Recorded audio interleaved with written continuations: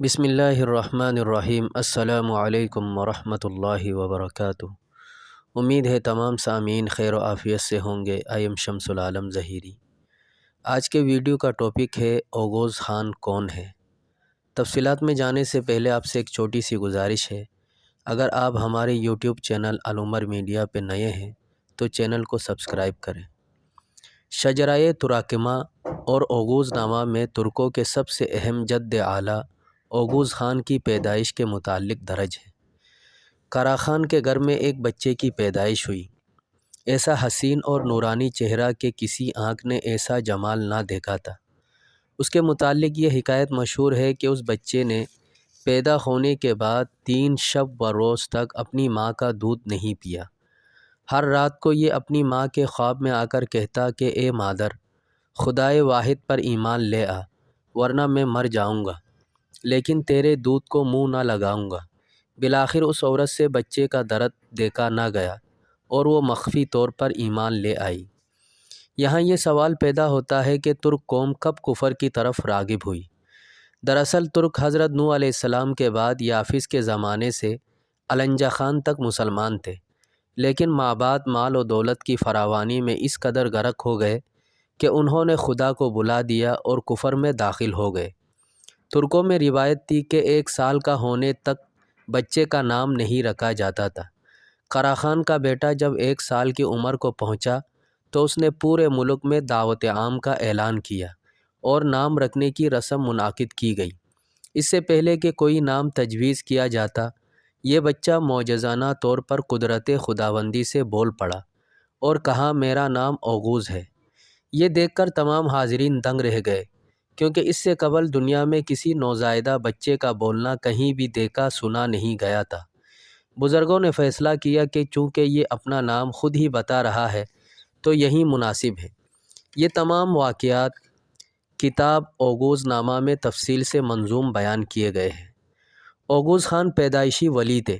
جس طرح اللہ تعالیٰ نے حضرت مریم علیہ السلام کی پاک دامنی ثابت کرنے کے لیے نومولود عیسیٰ علیہ السلام سے کلام کروایا، حضرت یوسف علیہ السلام کے حق میں عزیز مصر کے دربار میں شیر خوار بچے سے گواہی دلوائی، اسی طرح اوغوز خان کا بھی کلام کرنا بعید نہیں۔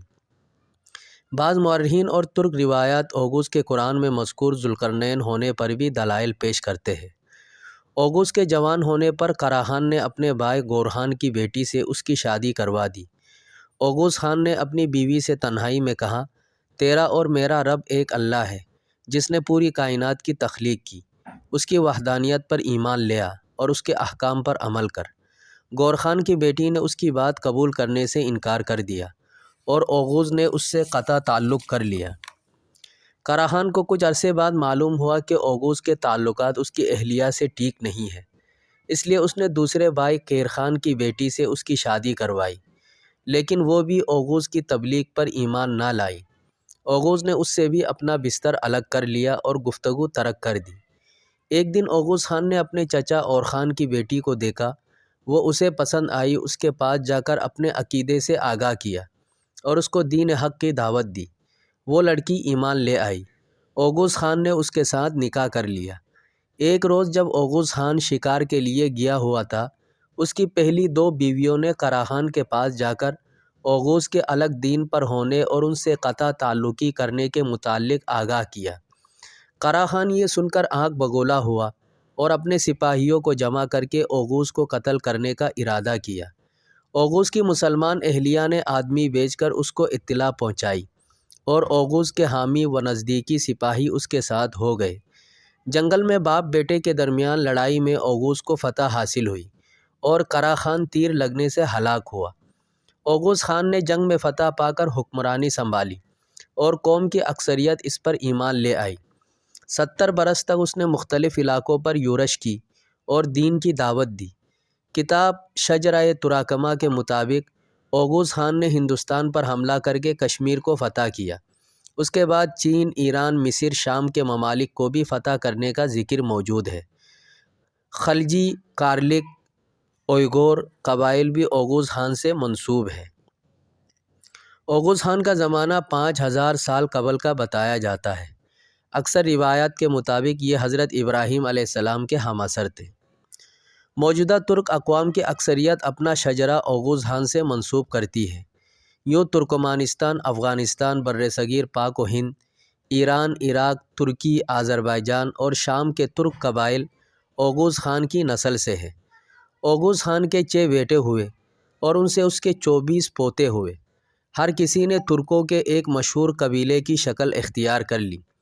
اوغوز کے بیٹوں اور پوتوں کے نام یہ ہیں: گون خان، آئی خان، یلدیز خان، گوک خان، طاق خان، تنگیز خان، کائی، یازیر، افشار، بایندر، سالور، ایگیدر، بایات، دوگر، قزق، پچنک، ایمور، بوگدوس، الکا اویلی، دوروگا، بیگ دیلی، چاولدور، آلا یونتھلی، یووا، کرا اویلی، یا پارلی، کرکین، چپنی، یوراغیر، کینیک۔ اوغوز خان نے اپنے بیٹوں کو 2 گروہوں میں تقسیم کیا تھا: گون خان، آئی خان اور یلدیز خان کو باوزوک لر کا خطاب دیا، گوک خان، طاق خان اور تنگیز خان کو اوچوک لر کا خطاب دیا۔ اوغوز کی وفات کے بعد بڑا بیٹا گون خان قوم کا سربراہ بنا۔ گون خان کے بعد اس کا بیٹا کائی خان حکمرانی کے منصب پر فائز ہوا۔